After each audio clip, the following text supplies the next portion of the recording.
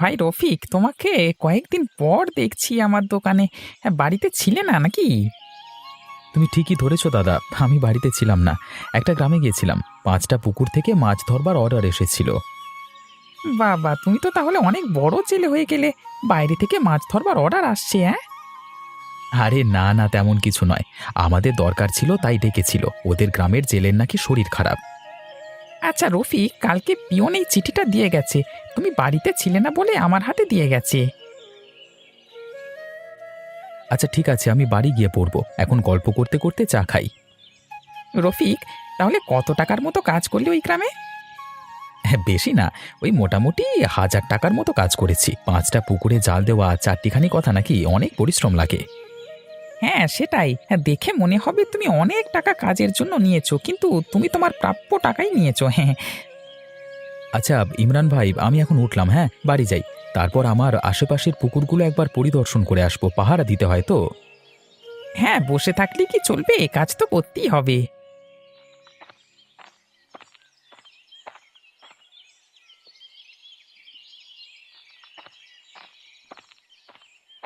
স্বরূপ, কাজকর্ম ঠিকঠাক করে করছিস তো? এইবারের শীতে কিন্তু আমাদের বাগান ভর্তি ফুল চাই। বাবু, আমি তো আমার কাজ ঠিকঠাকভাবেই করে চলেছি। আশা করছি প্রত্যেকবারের মতো এবারও ভালো ফুল হবে। আরে তুই কাজ থামিয়ে আমার কাছে এলি কেন? যা গিয়ে বাগানে জল দে, বাগানটা তো আর ছোট নয়। হ্যাঁ বাবু, আমি কাজ করছি, তবে একটা কথা ছিল। কি বলবি বল, আমি এক্ষুনি যাব, যা বলবার তাড়াতাড়ি বলিস। বলছি বাবু, আপনি তো আমার আগের মাসের বেতন দেননি, বলেছিলেন একটু টানাটানি চলছে। এখন দিলে খুব উপকার হতো। আমার কাছেও কিছু টাকা পয়সা আর নেই আর কি, মানে। তুই নিয়ে নে, আমার কাছে এখন টাকা আছে বলে ভালোই করলি, আমার মনে ছিল না। অসংখ্য ধন্যবাদ আপনাকে। আমার কাছে একদম টাকা ছিল না। এই সপ্তাহে রেশন শেষ হয়ে গেলেই ব্যাস হয়ে যেত। যা দরকার হবে ভাবি চেয়ে নিবি, সব সময় আমার মাথায় থাকে না। যা, এবার তুই মন দিয়ে কাজ কর। এই তো আমি কাজটা শুরু করে দিয়েছি মোড়ল মশাই। আপনি কোথায় যাবেন বলছিলেন? হ্যাঁ, এটাই তো যাচ্ছি আমি, একটু কাজ আছে।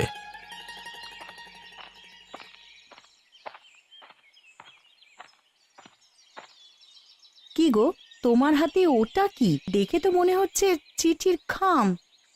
হ্যাঁ, তুমি ঠিকই ধরেছো, এর মধ্যেই চিঠি রয়েছে। পিয়ন কালকে ইমরানের দোকানে দিয়ে গেছে। কি লেখা আছে দেখি? চিঠিটাকে খোলো। সবার আগে তুমি বসো, তারপর।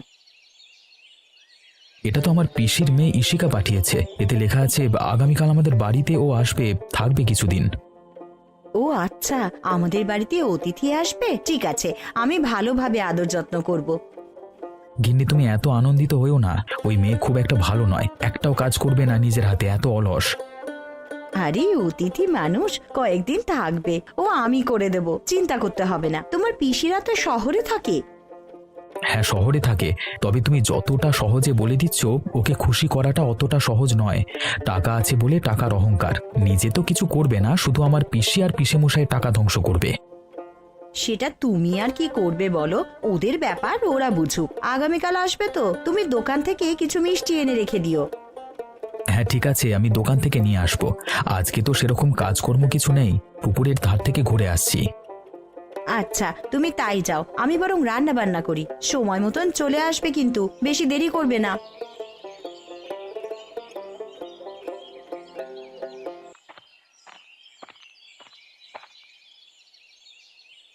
কি হয়েছে ভাই, এভাবে একা চুপচাপ বসে আছিস কেন? একটা বিষয় নিয়ে খুব চিন্তিত আমি, তাই জন্য এখানে বসে আমি ভাবছি। কি নিয়ে চিন্তিত? আমাকে বল, আমি যদি কিছু সাহায্য করতে পারি। এমন কিছু নয়, আমি বেতন পেয়েছি, আমার একটা সাইকেল কিনবার খুব ইচ্ছে। তা সাইকেল কিনবো নাকি বাড়ির সামনে পাঁচিল দেবো, এই দুটো বিষয়ের মধ্যে আমি খুব চিন্তিত। আচ্ছা, তোর কি সাইকেলের খুব প্রয়োজন আছে? তাহলে সাইকেলটা এই মাসে কিনে ফেল। পরের মাস থেকে কিছু কিছু করে বেতন বাঁচিয়ে পাঁচিল দিবি না হয় বাড়ির সামনে। সাইকেলটা তো প্রয়োজন। আমি আমার বাড়ি থেকে জমিদার মশাইয়ের বাড়ি কতবার আনাগোনা করি, খুব কাছাকাছি তো নয়। তাহলে তুই সাইকেলটাই কেন, পাঁচিলটা না হয় ধীরে ধীরে দিবি, অত তাড়াহুড়ার তো কিছু নেই। হ্যাঁ, তাড়াহুড়োর কিছু নেই, আস্তে আস্তে সব কিছু করলেই হবে। একা মানুষ, কতই বা খরচা করব, ঠিক বাঁচিয়ে নেব। স্বরূপ, আজকে তোর কাজ হয়ে গেছে? এখানে একা একা বসে আছিস, মোড়ল মশাইয়ের বাড়িতে যাসনি আজকে? হ্যাঁ গেছিলাম তো, সব কাজ করে তাড়াতাড়ি চলে এসেছি আজকে। তার সাথে আগের মাসের বেতনটাও পেয়ে গেছি, তাই একটু চিন্তিত হয়ে গেছিলাম। আরও তো ভাবনা চিন্তা করতে হবে না, সিদ্ধান্ত তো নেওয়া হয়ে গেছে। আমি পুকুরের ধারে একবার এলাম পাহারা দিতে, দেখি তুই একা একা বসে আছিস। হ্যাঁ, ওটার জন্যই ভাবছিলাম এবার বাড়িতে খাওয়া দাওয়া করে ঘুমাই। হ্যাঁ তাই কর গিয়ে, শুধু শুধু আর বসে থেকে কি করবি।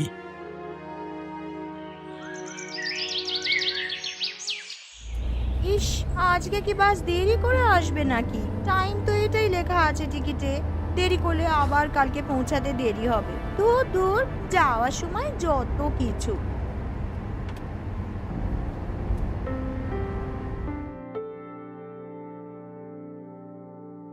বাহ, জানলার ধারে সিটটা পেয়েছি। প্রত্যেকবার মাঝে সিট পেতাম, সকলের মাঝে ভালো লাগতো না। এবারে ঠিকঠাক আছে। যখন ইচ্ছা জানলা খুলে হাওয়া খাবো, আবার যখন ইচ্ছা বন্ধ করে দেব। বাইরেটা দেখতেও পাবো। জানলার ধারে বসার আরেকটা মজা আছে। বাবা, বসে বসে সবাই যে ঘুমিয়েই পড়েছে, তো ঘুমাবে নাই বা কেন? সবই তো বয়স্ক যাত্রী, বেশি ধকল আর সহ্য হবে কেন? আমার গল্পের বইটা কোথায় গেল? সময় কাটছে না, গল্পের বইটা পড়ি বরং।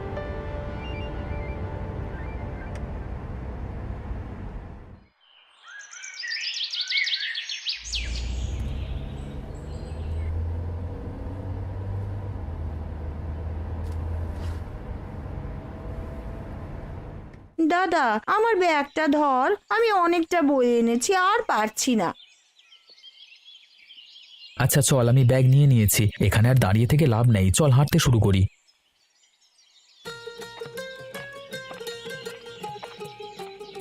বলছি দাদা, আর কতটা যেতে হবে রে? আমি যে আর পারছি না। এখানে অটো নেই? উঠে পড়লেই হয়ে যেত। না রে, এটা তো তোদের শহর নয়, এটা গ্রাম। এখানে পায়ে হেঁটে এসব কিছু করতে হবে।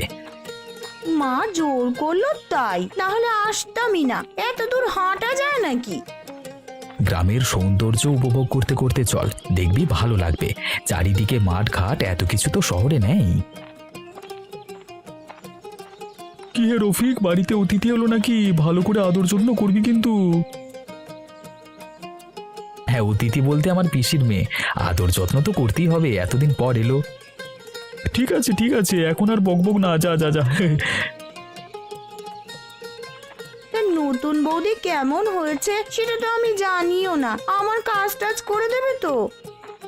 সেটা গেলেই দেখতে পাবি, এখন পা চালিয়ে চল। আমি অত জানি না, তোর বৌদি তোর কাজ করে দেবে কি সেটা ওই জানে। আমি বাবাই গ্রামে এসে কিছু করতে পারবো না। সেরকম হলে আমি কালই বাড়ি চলে যাব। ওইভাবে থাকতে আমি পারবো না বাবা। আচ্ছা বাবা, আগে বাড়িতে তো চল, তারপর অন্য কথা হবে। এখনো বাড়িতেই প্রবেশ করলি না, তোর নতুন বৌদিকে দেখলিই না তার আগে মন্তব্য শুরু করে দিলি। না না, আমি বলে রাখলাম, নিজের হাতে কাজ আমি করতে জানি না।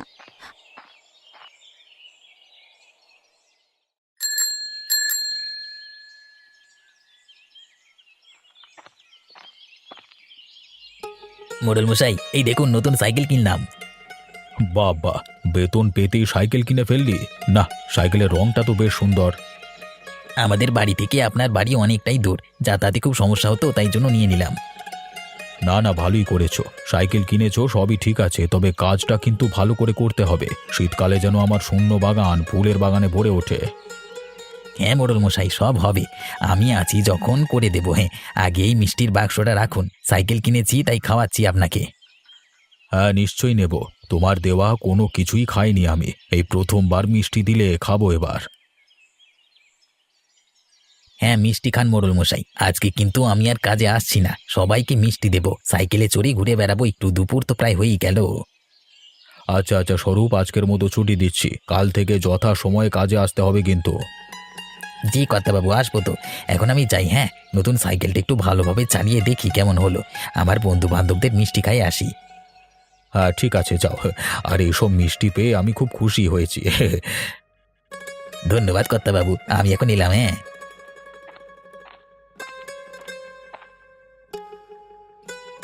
পাগল ছেলে একটা সাইকেল কিনে এত আনন্দিত হয়েছে, আসলে ছোটবেলা থেকে কিছু পায়নি তো, তাই বিধাতা এদের মতো মানুষদের ভালো রাখুক।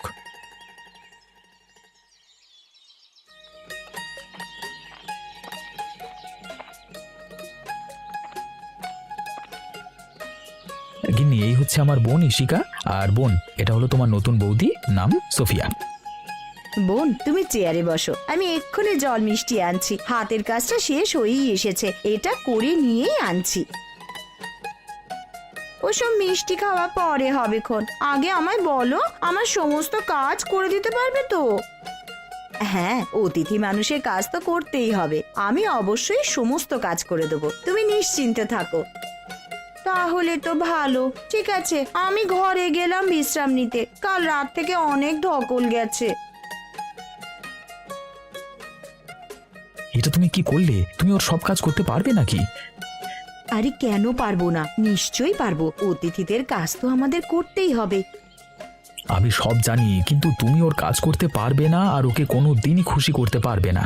তুমি এই বাড়িতে নতুন এসেছো, থেকে থেকে জানবে। আমি অবশ্যই চেষ্টা করব, দেখা যাক না কি হয়। দেখো কি হয়, এক গ্লাস পানি পর্যন্ত নিজে গড়িয়ে খাবে না ওরকম মেয়ে, সবটাই তোমার কাছে চাইবে, আমি জানি। আরে জল চাইলে দিতে হয়, কাউকে না করতে নেই। আচ্ছা চলো, কাজ হয়ে গেছে আমার, এবার রান্না বান্না করতে হবে। তোমার বোনকে খাবার সময় ডেকে দিও। কি হবে সেটা বিধাতাই জানে, দেখে তো আমি দেবই।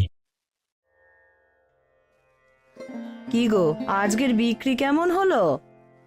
প্রত্যেক দিনের মতোই হয়েছে, আমার তো বাধা ধরা খদ্দের, ওরা প্রত্যেকদিন আমার দোকানেই চা খায়। বাহ, আসলে কি বলো তো, এই তোমার ব্যবহার এতটাই সুন্দর যে সকলে তোমার দোকানে আসতেই বাধ্য। আর চা কফি সবই তো তুমি খুব ভালোই বানাও। এটা তো একটা কারণ, কিন্তু আরেকটা কারণ হলো যে আমি 10 টাকা করে 1 কাপ চা বিক্রি করি, মানুষজন টাকাটার বিনিময়ে সেই পরিমাণে চা পায় যা অন্য দোকানে পায় না। এখন তো মানুষজন ভালো জিনিস খেতেই পছন্দ করে, তার জন্য 2-5 টাকা বেশি দিতে হলে ক্ষতি কি, ভালো জিনিস তো পাবে। আচ্ছা কিনি, ভেতরে চলো, আমাকে খেতে দাও, সেই কোন ভোরবেলায় ওঠা আর ভালো লাগে না, এবার খেয়ে দিয়ে একটু শুতে পারলে বাঁচি। হ্যাঁ হ্যাঁ, চলো চলো, আমি ভেতরে যাচ্ছি, দুজনে মিলে একসাথে খেয়ে নেবো। আমি জানি গো, অত ভোরে উঠে এত কাজ করে এরপরে আর জেগে থাকা অসম্ভব। চলো চলো, খেয়ে দিয়ে ঘুমিয়ে পড়ি, আমাদের দুপুর হয়ে গেছে, অন্য লোকের এই বেলা।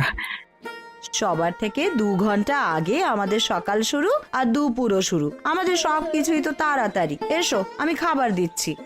বিধাতার কৃপায় তোমার মতো একটা স্ত্রী পেয়েছি, আমার হাতে হাতে এত সাহায্য করে দাও, অন্য কেউ হলে এত করতো না। কি যে বলো না তুমি।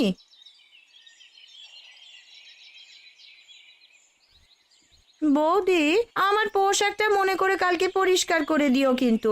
আর হ্যাঁ, দেখে শুনে করবে, ওটা কিন্তু অনেক দামি পোশাক। আচ্ছা বোন, আমি কেচে দেব, আর সাবধানেই কাজ করব, তোমার পোশাকের কিচ্ছু হবে না। কি করতে যে আমাদের বাড়িতে এলো কে জানে, কাজকর্মে কিচ্ছু নেই, শুধু বসে বসে গিলবে, আমার বউটাকে খাটাবে। দাদা, কিছু বলছিস নাকি রে? যা বলবি জোরেই বল না। না রে, আমি কিছু বলছি না। রফিকদা বাড়িতে আছো, একটু বেরিয়ে আসবে। আরে বাস, নতুন সাইকেল কিনে নিলি নাকি? তোর সাথে তো এই কালকে কথা বললাম এই নিয়ে, আর আজকেই কিনে ফেললি? আরে শুভ কাজে দেরি কেন, শুভ শীঘ্রম। এই নাও, নতুন সাইকেল কেনার উপলক্ষে মিষ্টি খাও। একটা পাতি সাইকেল কিনেছে, তাতেও মিষ্টি খাওয়াতে এসেছে। কোথা থেকে যে সব চলে আসে এরা। আপনার ব্যাপারে আমি সবই জানি, নিজে তো কিছু কাজ করবে না, মা বাবার টাকায় মজা করে নেয়। আসলে আপনাদের কোনো পরিচয় নেই, আমি একজন মালি, বৌদি একজন দর্জি, রফিক একজন জেলে, কিন্তু আপনি কে? ভাই এখন এসব বলিস না, আমরা মিষ্টিটা নিলাম, তুই বাড়ি যা। আগে তুমি বলো, আমি কি কথাগুলো ভুল বলেছি? না না, তুই সবই ঠিকঠাকই বলেছিস, কিন্তু শুধু শুধু ঝামেলা করে কি লাভ আছে বল দেখি। তুই বাড়ি যা, তোর সাথে পরে কথা বলবো। আচ্ছা ঠিক আছে, আমি এলাম তাহলে, বৌদি আসছি আমি। ভাই তুই কিছু মনে করিস না, দুপুরে আমার বোন তোকে ওভাবে বললো। না না, আমি কিছু মনে করিনি, আমি শুধু ভাবি মানুষের টাকা থাকলে অহংকারী হয়ে যায়। শহরের মানুষেরা হচ্ছে এরকমই আর কি। আমার পিসি বড়লোক বাড়িতে বিয়ে হওয়ার পরেই এরকম হয়ে গেছে, আর তার মেয়েও হয়েছে তেমন। তুমি বলো, আমি কথাটা ঠিক বলেছিলাম নাকি ভুল বলেছিলাম? আমাদের তো নিজেদের পরিচয় আছে, তোমার বোন ইশিকার তো কোনো পরিচয় নেই, বাবার টাকায় শুধু আনন্দ ফুর্তি করছে। হ্যাঁ রে ভাই, তুই ঠিক কথাই বলেছিস। কি বলতো, আমরা তো ধনী অত নয়, ওদের সাথে পারবো না, তাই জন্য তোকে বললাম ওখান থেকে চলে আসতে। তবে সাইকেলটা বেশ ভালো হয়েছে। ধন্যবাদ রফিকদা। এটা আমার কষ্টের টাকায় কেনা সাইকেল, তাই জন্যই আমি এত আনন্দিত হয়েছিলাম। সকলকে মিষ্টি বিতরণ করেছিলাম। সেটা জানতে আর বাকি নেই, নিজে কিছু করলে আনন্দটা বেশিই লাগে। আচ্ছা গো, আমি এখন উঠলাম, যাই বাড়িতে যাই, একটু কাজ আছে। সার তৈরি করতে হবে, কালকে মোড়ল মশাই বাগান দেব। উনি আমাকে বলেছিলেন ফুলের বাগান যেন শীতে ভরে ওঠে। হ্যাঁ, রাত তো হয়েই গেল, আমিও বাড়ি যাই। তুই যা গিয়ে কাজ কর, আমি কালকে সকালে বেরোবো, পাশের গ্রামে একটা পুকুরে জাল দিতে যাব। এখন তোমার বাইরে থেকেও কাজের অর্ডার আসছে, পাকা হাতের খিলাড়ি হয়ে গেছো। অভিজ্ঞতা রে ভাই, অভিজ্ঞতা।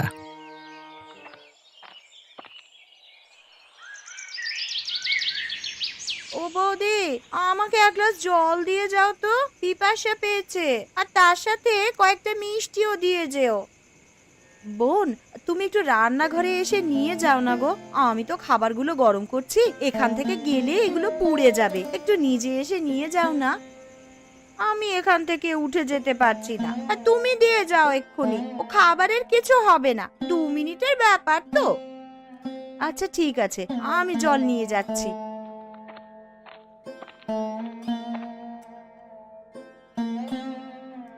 এই তো কতক্ষণ আর লাগলো। যাও, এবার গিয়ে তুমি তোমার কাজ করো, শুধু শুধু এত কথা।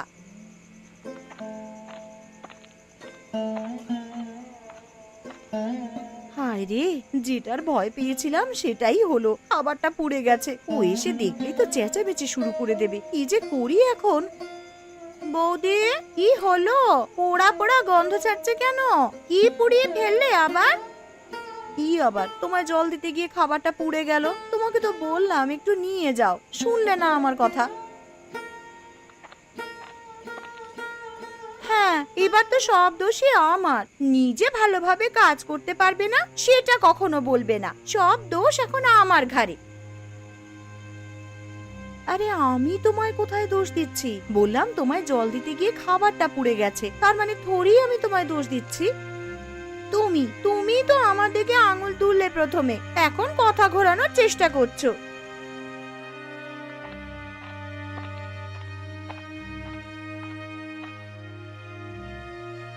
কি হলোটা কি? আরে তোমরা এরকম চেঁচামেচি শুরু করেছো কেন? কি হয়েছে? তোর বউকে আমার সাথে ভালোভাবে ব্যবহার করতে বল, সব দোষ আমার ঘাড়ে চাপিয়ে দিচ্ছে। কিন্তু বোন কি ঠিক কথা বলছে? তুমি আমার কথাটা আগে শোনো। আমি খাবার খাওয়ার জন্য খাবারটাকে গরম করছিলাম, তখন জল চাই বোন। আমি বলি খাবার গরম করছি, জলটা তুমি একটু নিয়ে যাও। বললো কিছু হবে না, তুমিই দিয়ে যাও। আমি কথা না বাড়িয়ে জল দিতে গেলাম। তখনই খাবারটা পুড়ে গেল, তাই তো? পোড়া পোড়া গন্ধ পাচ্ছি আমি। হ্যাঁ, আমি বলেছি বলে বলছে আমি নাকি সব দোষ ওর ঘাড়ে দিচ্ছি। তা আমি কি করেছি বল? আমার নামে দোষ চাপিয়ে দিচ্ছে তো। স্বরূপ ঠিক কথাই বলে গেছিল, তোদের টাকার অহংকার, নিজের কোনো পরিচয় নাই, এত অলস, এক গ্লাস পানি পর্যন্ত নিজে গড়িয়ে খেতে পারিস না। এখন তুই যা মনে করবার করে নিস, কিন্তু আমি সত্যি কথাই বলবো। কি ভেবেছিস কি আমার নতুন বিয়ে হয়েছে বলে ওকে যা ইচ্ছা তাই বলবি? আরে তুমি থামো, ও তোমার বোন হয়, এইভাবে বলতে নেই। ধৈর্যের বাঁধ ভেঙে গিয়েছে, কিন্তু এভাবে আর চলবে না। আগের বারও যখন এসেছিলিস তখন এরকম করেছিলিস। নিজের কাজটাও কি নিজে করতে পারিস না নাকি? আমার বউ তোর একটা কাজও করে দেবে না। করতে হবে না, আমি এক্ষুনি বাড়ি থেকে বেরিয়ে যাচ্ছি। আমার আসার তো কোনো ইচ্ছাই ছিল না, শুধু মা বললো তাই এলাম। আমার শহরটাই ভালো বাবা, 10টা চাকর আছে, সব কাজ আমার করে দেবে। ঠিক আছে, তুই তাহলে যা, আমাদের এখানে কেউ তোর কাজ করে দিতে পারবে না, আমাদের অনেক কাজ থাকে। আর শোন দাদা, আমায় এরকম ভাবে অপমান করলি তো, এর শোধ কিন্তু আমি নেবই, সুদে আসলে উসুল করে নেব, দেখিস। ওগো, ও যে যাওয়ার আগে এইভাবে আমাদেরকে ধমকি দিয়ে গেল, কিছু হবে না তো? তুমি একদম চিন্তা করো না, ওর শুধু বড় বড় কথা, কিছু করবার মুরত নেই। যে নিজের কাজ নিজে করতে পারে না সে আবার আমাদেরকে হুমকি দিচ্ছে, ভাবলেও অবাক লাগে। অলসতা পতনের প্রথম কারণ, এদের পতন ঘটবেই ঘটবে।